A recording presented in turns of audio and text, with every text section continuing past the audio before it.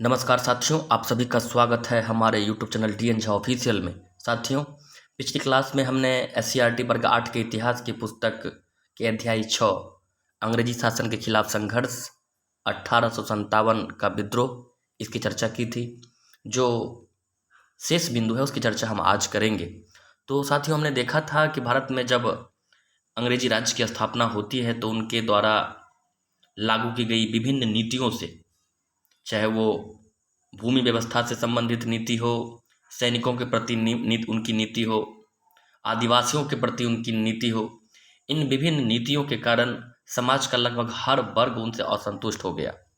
खास करके भारतीय सैनिकों के प्रति जो उनका व्यवहार रहा, वो ब्रिटिश सैनिकों के अलावे उन्हें अपमानित किया जाता था, उनके साथ अलग तरह का व्यवहार किया जाता था। और इसका परिणाम हुआ कि 1857 में एक भयंकर विद्रोह हुई और वो विद्रोह सैनिक विद्रोह कहलाया। इसको सिपाही विद्रोह भी कहा जाता है। और इस विद्रोह ने एक बहुत ही महत्वपूर्ण, जो ब्रिटिश शासन के खिलाफ भारत में जो चल रहा आंदोलन था और आगे जो होने वाली गतिविधि थी, उसके लिए एक बहुत ही महत्वपूर्ण पृष्ठभूमि तैयार की। तो इस विद्रोह के कई कारण थे। इनमें सबसे प्रमुख कारण और तात्कालिक कारण जो था वो एनफील्ड राइफल का प्रयोग था, जिसकी चर्चा हमने पिछली क्लास में की थी।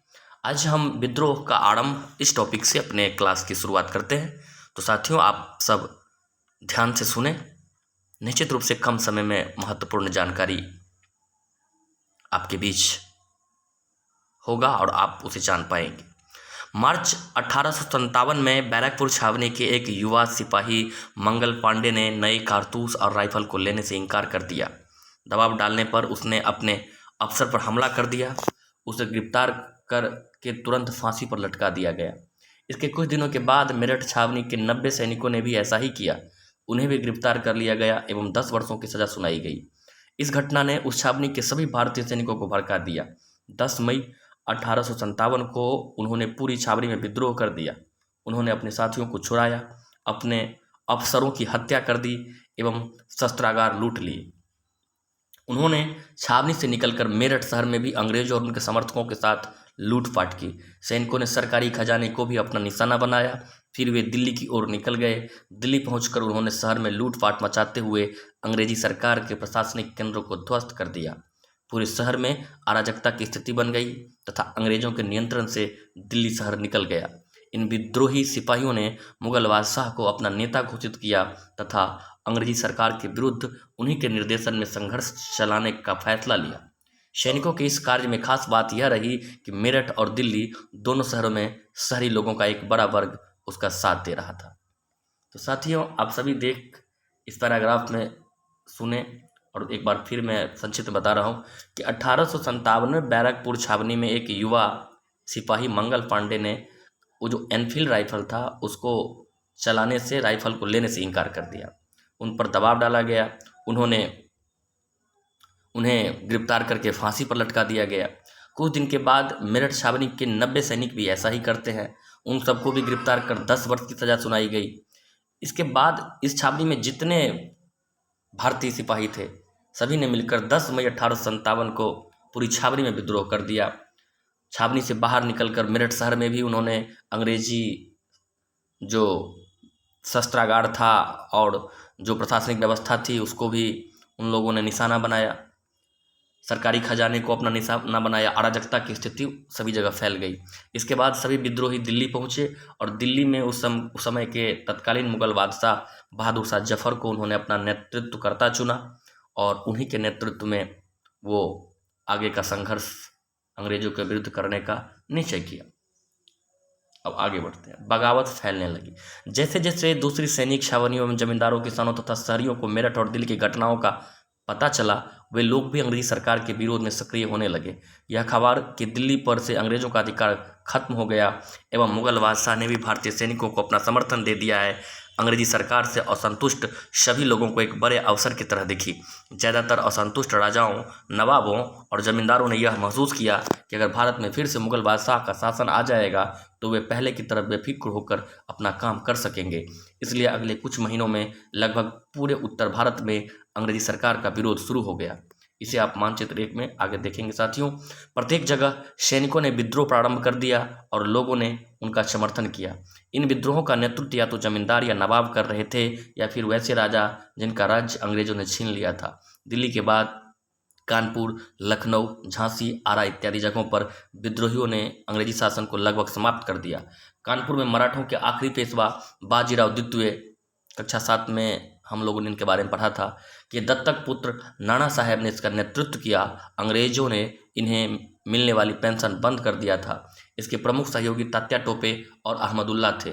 लखनऊ में बेगम हजरत महल, जिनके राज्य अवध को अंग्रेजों ने हड़प लिया था, विद्रोह का नेतृत्व कर रही थी। इसका समर्थन यहाँ के किसानों ने बड़े पैमानों पर किया। विद्रोह का एक बड़ा केंद्र झांसी था। वहाँ की रानी लक्ष्मीबाई ने विद्रोही सैनिकों के साथ मिलकर अंग्रेजी सरकार को कड़ी चुनौती दी। इनके राज्य को भी अंग्रेजी शासन ने छीन लिया था। फैजाबाद में मौलवी अहमदुल्ला शाह ने लोगों की एक बड़ी फौज इकट्ठी कर ली थी और बेगम हजरत महल के लिए लड़े। बरेली में सिपाही बख्त खान ने एक ऐसा सेना तैयार की एवं मुगल बादशाह की मदद के लिए दिल्ली पहुंच गए।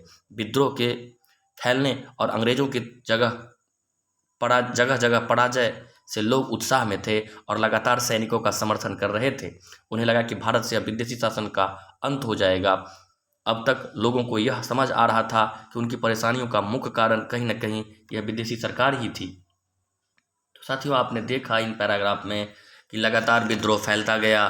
सैनिक लगातार जो सफल होते जा रहे थे बहादुर शाह जफर के नेतृत्व में, लोगों में भी विश्वास जग रही थी अब जो हम लोग विदेशी शासन से मुक्त हो जाएंगे। जितने भी असंतुष्ट लोग थे विदेशी शासन से, ब्रिटिश शासन से, वो सभी के सभी इस विद्रोह में सिपाहियों का साथ दे रहे थे। जमींदार लोग जिनकी ज़मीनें छीन गई थी, नवाब इत्यादि, सभी के सभी इस विद्रोह में शामिल होने लगे और विद्रोह काफ़ी सफल होने लगा।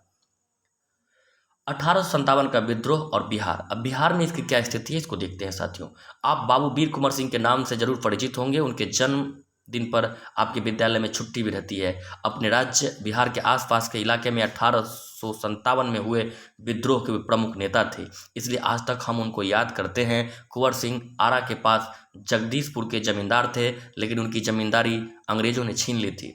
विद्रोह की योजना बनाने में तो वे शामिल नहीं थे, लेकिन जैसे ही दानापुर छावनी के सैनिकों ने विद्रोह किया और आरा की ओर बढ़े, कुंवर सिंह अपने साथियों के साथ उनसे मिल गए और उनका नेतृत्व संभाल लिया। असल में वे इस बगावत के पहले से ही बिहार में बहावी आंदोलन के रूप में अंग्रेजी सत्ता को चुनौती मिल रही थी। बहावी आंदोलन के प्रमुख नेता पटना के 2 प्रतिष्ठित मौलवी विलायत अली और इनायत अली थे। इन दोनों भाइयों ने अंग्रेज सरकार का प्रत्येक स्तर पर विरोध किया था। पटना शहर एवं अन्य जगहों पर इनके समर्थकों की संख्या काफ़ी बड़ी थी, इसलिए जैसे ही अंग्रेजों को सैनिकों के बगावत की खबर मिली, वे पटना शहर को बचाने के लिए सक्रिय हो गए। बहावी नेताओं को गिरफ्तार कर शहर में कठोर कानून लागू कर दिया गया। इसलिए संभवतः दानापुर के विद्रोही सैनिक पटना के नज़दीक होने के बावजूद यहाँ नहीं आकर आरा की तरफ चले गए। उस समय के 3 प्रमुख बहावी नेताओं मोहम्मद हुसैन, अहमदुल्लाह एवं बजाउल हक को अंग्रेजों ने धोखे से गिरफ्तार कर लिया। लोगों ने इसका विरोध किया। इस विरोध के नेता पीर अली को अंग्रेजों ने गिरफ्तार कर उनके सहयोगियों के साथ उन्हें फांसी दे दी। इस तरह की कठोर कार्रवाई से पटना विद्रोह से लगभग शांत रहा। साथियों, आपने इस पैराग्राफ में देखा कि किस तरह से बिहार में 1857 का विद्रोह फैला और बाबू वीर कुंवर सिंह इनसे कैसे जुड़े। अब बहावी आंदोलन के बारे में कुछ फैक्ट हैं, उसको देखते हैं। मुसलमानों के सामाजिक और धार्मिक स्थिति में बदलाव के लिए अरब में अब्दुल वहाब के द्वारा यह आंदोलन शुरू हुआ। उन्हीं के नाम पर इस आंदोलन का नाम बहावी आंदोलन पड़ा। भारत में यह बरेली के सैयद अहमद द्वारा शुरू किया गया और पटना इसका बड़ा केंद्र था। यहाँ के एक परंपरागत धर्मनिष्ठ और विद्वान मुस्लिम परिवार के संरक्षण में यह आंदोलन काफ़ी प्रभावी हुआ। इसके 2 प्रमुख नेता विलायत अली और इनायत अली सहोदर भाई थे। यद्यपि यह धार्मिक एवं सामाजिक सुधार आंदोलन था, लेकिन आगे चलकर इस आंदोलन का प्रमुख उद्देश्य अंग्रेजी सरकार को भारत से समाप्त करना हो गया था। इसलिए इन दोनों भाइयों ने सैनिक प्रयास भी किए थे। यह आंदोलन 1822 से 1868 तक सक्रिय रहा। तो साथियों, ये जो वहावी आंदोलन था, ये वहावी आंदोलन मुसलमानों में सामाजिक और धार्मिक स्थिति में बदलाव के लिए अरब में अब्दुल वहाब के द्वारा शुरू हुआ था और इसीलिए उसे वहाबी आंदोलन नाम दिया गया। भारत में यह बरेली के एक सैयद अहमद थे, उनके द्वारा शुरू किया गया। और पटना जो शहर था बिहार की राजधानी, वर्तमान राजधानी, वो उसका एक बहुत बड़ा केंद्र था। यहाँ पर परंपरागत धर्मनिष्ठ और विद्वान मुस्लिम परिवार के संरक्षण में यह आंदोलन आगे बढ़ा। इसके दो प्रमुख नेता थे, विलायत अली और इनायत अली। ये दोनों सहोदर भाई थे, अर्थात एक ही माँ से इन दोनों का जन्म हुआ था। दोनों आप सभी जानते हैं, सहोदर भाई, एक ही माँ के एक ही पेट से जन्म लेने वाला, समान उदर से जन्म लेने वालों को सहोदर कहा जाता है। यद्यपि यह आंदोलन तो पहले धार्मिक और सामाजिक सुधार के लिए था, लेकिन आगे चलकर यह आंदोलन अंग्रेजी सरकार को भारत से समाप्त करने के उद्देश्य से चलने लगा और इसके लिए इन दोनों भाइयों ने बहुत प्रयास किया। 1822 से लेकर 1868 ईस्वी तक यह आंदोलन किसी न किसी रूप में सक्रिय रहा। अब यहाँ तस्वीरों में देख सकते हैं कुंवर सिंह का पैतृक दलान को दिखाया गया है और यहाँ पर कुंवर सिंह की तस्वीर दिखाई गई है। एक महान योद्धा, आप सभी जानते हैं इनके बारे में। कुंवर सिंह ने दानापुर सैनिक छावनी से सैनिकों के सहयोग से आरा के अंग्रेजी नियंत्रण को समाप्त कर दिया। वहां कुछ दिनों के लिए अपनी सरकार भी चलाई। इसके विद्रोह का प्रभाव बिहार से सटे उत्तर प्रदेश के क्षेत्रों पर भी पड़ा। उन्होंने वहां बनारस, जौनपुर, आजमगढ़, बलिया इत्यादि क्षेत्रों की यात्रा की एवं अंग्रेजी सरकार को समाप्त करने के लिए जमींदारों व किसानों को प्रेरित किया। अंग्रेजी सरकार ने उसे उस वक्त उनकी गिरफ्तारी के लिए 25,000 रुपये का इनाम घोषित किया था। अंग्रेजी सरकार से संघर्ष के क्रम में ही घायल होने के कई दिनों बाद उनकी मृत्यु हो गई। उनके निधन के बाद उनके भाई अमर सिंह के द्वारा छापामार युद्ध शैली छिप छिप कर हमला करना से अंग्रेज सरकार को काफ़ी परेशान किया। अंततः वे भी गिरफ्तार कर लिए गए, उन पर मुकदमा चलाया गया और इसी दौरान उनका निधन हो गया। आपने देखा कि बाबू वीर कुंवर सिंह के नेतृत्व में एक समानांतर सरकारें चली, अंग्रेजों के समानांतर सरकारें उन्होंने अपने क्षेत्रों में चलाया। उसके वीर कुंवर सिंह लगातार अंग्रेजों से युद्ध में लड़ते रहे। अंततः एक युद्ध में वो घायल होते हैं और उसके कुछ दिनों बाद उनकी मृत्यु हो जाती है। फिर उनका भाई अमर सिंह, वीर कुंवर सिंह के बारे में तो बहुत सारे लोग जानते होंगे, अमर सिंह उनका भाई था। इन्होंने भी बहुत दिन तक छापामार युद्ध चलाया, उनको भी गिरफ्तार कर लिया गया, उनका भी निधन हो गया। आंखों देखा गदर, झांसी में अंग्रेजों के अत्याचार का विवरण, माझा प्रवास। ये आंखों देखा विवरण है साथियों गदर का, झांसी में अंग्रेजों के अत्याचार का विवरण है और उस पुस्तक का नाम है, उसका विवरणी का नाम है माझा प्रवास। आइए जानते हैं। इधर चारों ओर के फाटकों से गोरे अंदर आने लगे और निर्जन करना शुरू किया। 5 बरस से 80 बरस तक जो पुरुष दिखा उसे गोली या तलवार से मार दिया। शहर के एक भाग में आग लगा दी। उस समय शहर में ऐसा आर्तनाद फैला जिसका अंत न था। भय से आतुर लोग बुद्धिहीन से इधर उधर भाग रहे थे। भागते भागते ही बहुत से गोलियां खाकर मुर्दे हो गए। कोई इस गली में लपका तो कोई घर के तहखाने में भागा। कोई दाढ़ी मूछे साफ कर स्त्री वेश धारण करके बैठ गया, कोई खेतों में जा छिपा। इस तरह अपने प्राण बचाने के लिए जिसको जो सूझा उसने वही किया।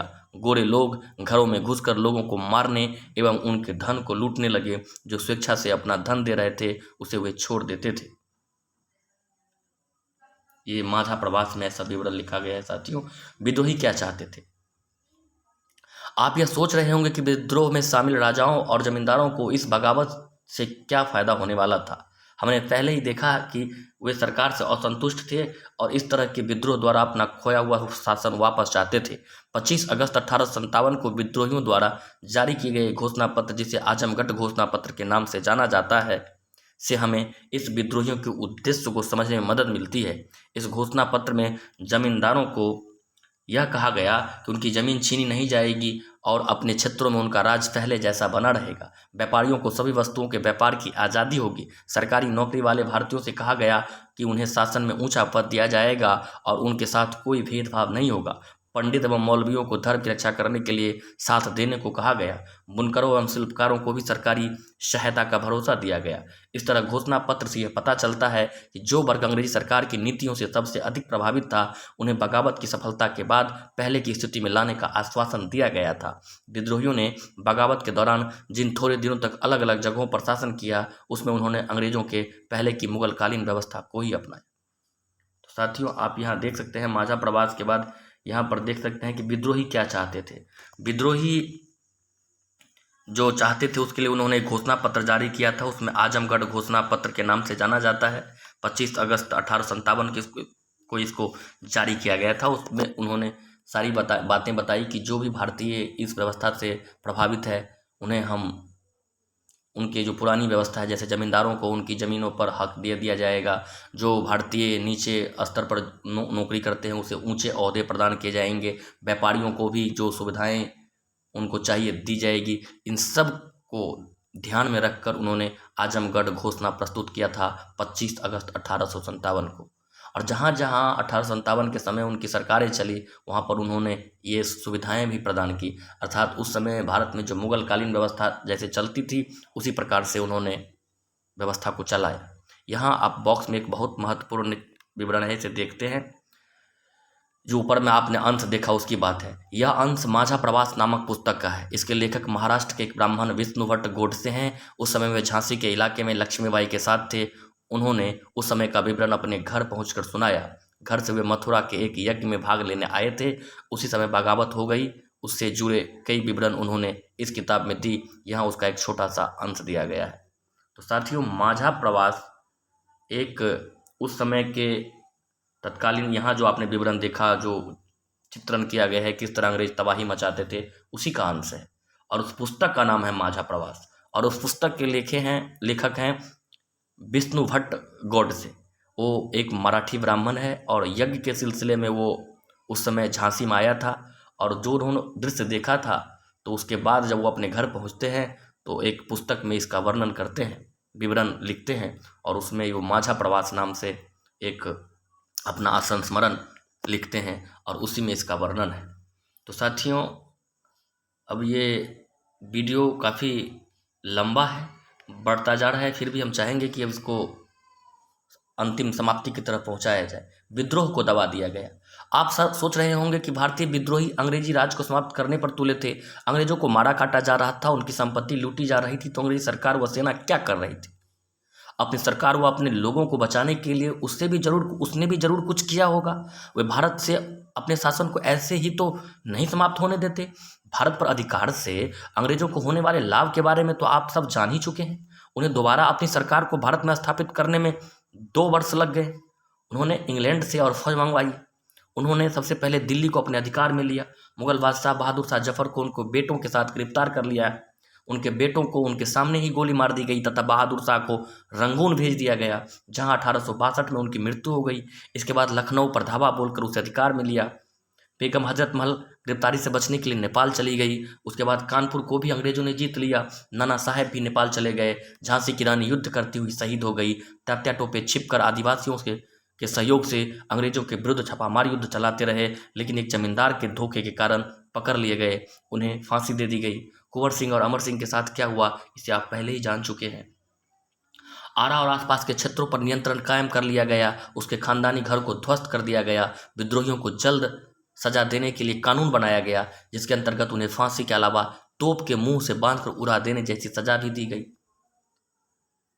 भारतीय सिपाहियों विद्रोहियों के पास अंग्रेजों के एकजुट हमले का कोई बचाव नहीं था। अब यहाँ देखिए कि अंग्रेजों ने सबसे पहले दिल्ली पर ही अधिकार क्यों जमाया, ये प्रश्न गतिविधि के रूप में पूछा जा रहा है। भारतीय विद्रोहियों के पास अंग्रेजों के एकजुट हमले का कोई बचाव नहीं था। उनके पास उतना धन भी नहीं था। जमींदार अब विद्रोह असफल क्यों हुआ इसकी चर्चा की जा रही है। उनके पास उतना धन भी नहीं था। जमींदार जो नेतृत्व कर रहे थे वे पहले ही बर्बाद हो चुके थे। वे कहाँ से मदद करते? अंग्रेज सैनिकों की अपेक्षा उसके पास हथियार भी कम और कमजोर थे। जो हथियार और गोला बारूद एवं कारतूस सैनिकों ने लूटे थे वे समाप्त हो चुके थे। उसे बनाने या प्राप्त करने का दोबारा साधन नहीं था। अतः भारतीय अब परंपरागत हथियारों तलवार भाला से लड़ने लगे। आप सोच कर देखें कि कहाँ बंदूक और कहाँ तलवार। बंदूक की जीत तो होनी ही थी। जैसे जैसे लोगों ने, आप देख सकते हैं साथियों कि विद्रोह की असफलता के बारे में बता रहे हैं, तो कई महत्वपूर्ण कारण थे इसके असफल होने के, जो आपने अभी सुना। इसके अतिरिक्त आप जानते भी होंगे कि जो आपसी फूट भी था, कोई निश्चित योजना नहीं थी और उस समय संचार की भी उतनी साधन नहीं थी। एक दूसरे को लोग, एक जगह कोई लड़ रहा था तो दूसरों को पता भी नहीं चलता था। कई कारण थे इस विद्रोह के असफल होने के। अब है विद्रोह का वर्ष 18 विद्रोह के दमन के बाद भारत में अंग्रेजी शासन के ढांचे एवं स्वरूप में काफ़ी परिवर्तन किया गया। 1658 में ब्रिटिश संसद में कानून पास करते हुए भारत से ईस्ट इंडिया कंपनी के शासन को समाप्त कर दिया, सीधे ब्रिटेन की सरकार के शासन को स्थापित किया। भारत का प्रमुख प्रशासक ब्रिटिश सरकार के एक मंत्री को बनाया गया। आप सभी जानते हैं कि 1858 में जो है ना ईस्ट इंडिया कंपनी के अधिकार को समाप्त कर ब्रिटिश क्राउन के अंतर्गत भारत की व्यवस्था को ला दिया गया। दूसरा जो परिवर्तन किया गया, जो भारतीय सैनिकों का जो अनुपात था, पहले जो सैनिक ढांचे में काफ़ी परिवर्तन की गई, अब उनका अनुपात 2:5 का हो गया, यानी प्रत्येक 5 भारतीय पर सैनिकों पर 2 सिपाहियों को लगाया गया। यह भी तय किया गया कि जो अवध, बिहार, मध्य भारत के सिपाहियों की भर्ती करने की जगह गोरखा सिख जो उस समय वफादार बने रहे अंग्रेजों के लिए, उन लोगों को सैनिकों में भर्ती दी गई।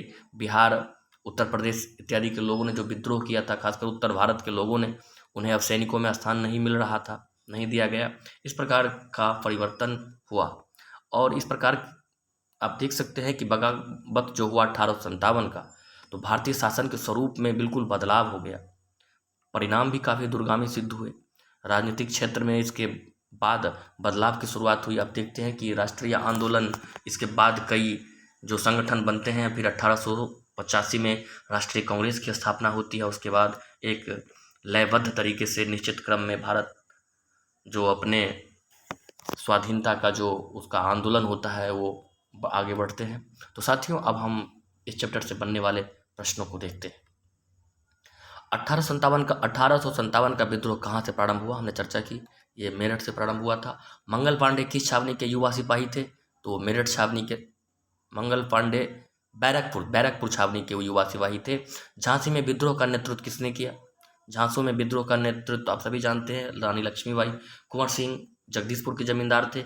वहाबी आंदोलन का नेतृत्व बिहार में जो विलायत अली थे और उनका भाई इनायत अली, वो दोनों कर रहे थे।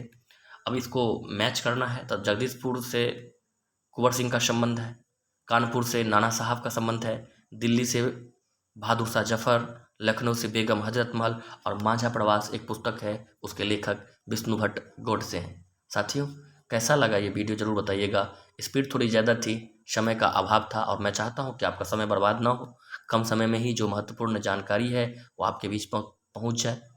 तो कमेंट बॉक्स में ज़रूर प्रतिक्रिया दीजिएगा और मिलते हैं अगले वीडियो में। तब तक के लिए आप सभी का बहुत बहुत धन्यवाद।